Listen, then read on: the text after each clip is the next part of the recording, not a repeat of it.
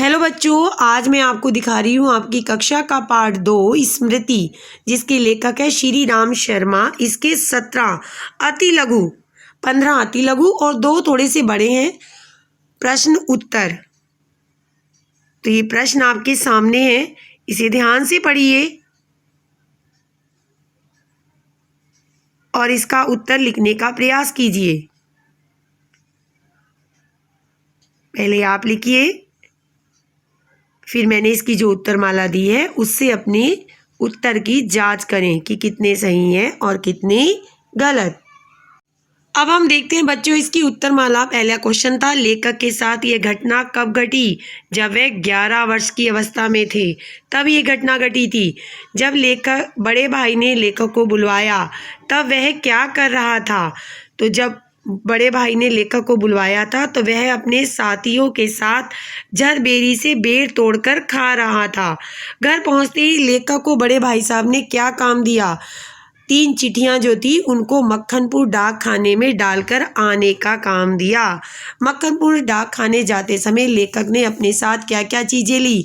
एक तो अपना छोटा भाई, दूसरा अपना डंडा, तीसरा धोती में भुने हुए थोड़े से चने और 3 चिट्ठियाँ। बच्चे स्वभाव में कैसे होते हैं? तो बच्चे स्वभाव में नटखट भी होते हैं और शरारती भी होते हैं। कुएं में क्या था? एक काला सांप। बच्चों की टोली कुएं में पत्थर क्यों फेंकती थी? सांप की प्रतिध्वनि अर्थात फुसकार सुनने के लिए। लेखक के हाथ से कुएं में चिट्ठियां किस समय गिरी? जब वह टोपी उठाकर कुएं में ठेला फेंक रहा था। तो ठेला फेंकते समय लेखक ने कुएं से चिट्ठियां निकालने का निर्णय क्यों लिया? तो पहला कारण था भाई की पिटाई के डर के कारण, दूसरा अपनी जिम्मेदारी का बोझ होने के कारण।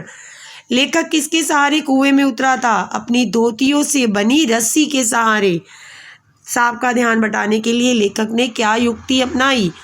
तो कभी अपने पैर से मिट्टी गिराई, कभी डंडे को दूसरी तरफ फटकाया। लेखक ने अपनी माँ को ये घटना कब बताई? जब 1915 में मैट्रिकुलेशन पास कर चुके थे वो, तब उन्होंने अपनी माँ को ये घटना बताई। लेखक की स्मृति पटल पर कौन सा चित्र अंकित हो चुका था? तो लेखक के द्वारा डंडे से किया गया शिकार और उससे जुड़ी खतरनाक घटना। मनुष्य का अनुमान और भावी योजनाएं कभी कभी क्यों मिथ्या और उल्टे निकलते हैं? क्योंकि परिस्थितियां सदैव बदलती रहती हैं। हमने जो सोचा जरूरी थोड़ी वैसी परिस्थिति होगी, बदली तो हमारी अनुमान और योजनाएं फेल हो गई। इस पाठ से हमें क्या सीख मिलती है? तो इस पाठ से हमें सीख मिलती है कि हमें अपने कर्तव्यों के प्रति सचेत रहना चाहिए, क्योंकि उचित दिशा में किए गए कर्तव्य से हमें आत्मशक्ति मिलती है। हालांकि इसका परिणाम जो होता है वो सर्वशक्तिमान प्रभु की इच्छा पर भी बच्चों निर्भर होता है।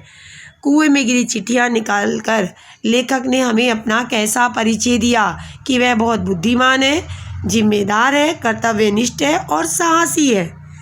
व्यक्ति के जीवन में साहस का क्या महत्व है?